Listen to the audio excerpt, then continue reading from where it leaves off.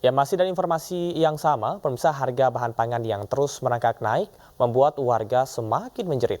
Namun Presiden Joko Widodo memastikan harga bahan pangan akan segera turun.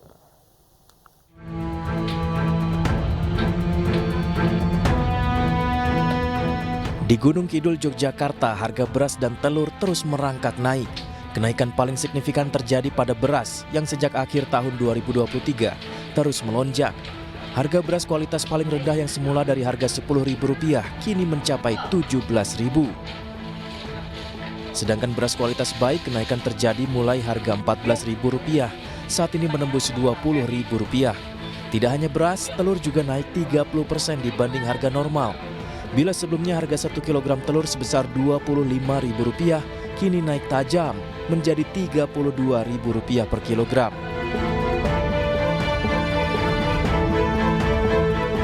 Tidak hanya itu, harga cabai merah juga terus merangkak naik. Di Pasar Modern Cibadak, Kabupaten Sukabumi, Jawa Barat, kenaikan harga cabai sudah terjadi dalam sepekan terakhir. Cabai merah besar yang semula Rp60.000 kini naik menjadi Rp100.000 per kilogram. Harga cabai merah keriting kini sudah mencapai harga Rp80.000 per kilogram. Kan saya catering, jadi berasa banget gitu gimana ngambil keuntungannya ya. Gitu. Apalagi kan sehari-hari harus selalu ada sambal. Tanpa sambal nggak enak tuh makan. Sementara itu, Presiden Joko Widodo pastikan harga pangan terutama beras akan terus menurun, lantaran panen raya diperkirakan terjadi bulan Maret hingga bulan April mendatang.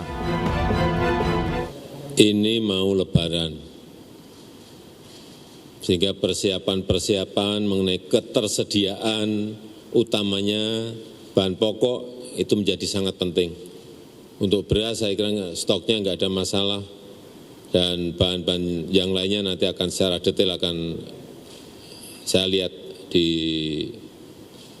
lapangan.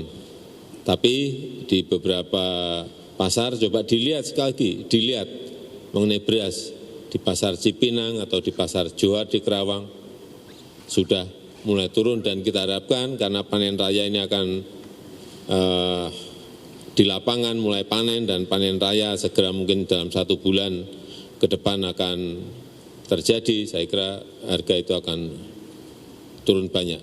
Gabah juga saya mendapatkan informasi di lapangan sudah turun, tetapi juga turunnya jangan drastis karena petani juga perlu diberikan ruang keuntungan. Kenaikan harga beras tercatat terjadi di 37 provinsi di Indonesia. Meski harga beras tinggi, namun pemerintah memastikan persediaan beras nasional aman. Tim Liputan iNews melaporkan.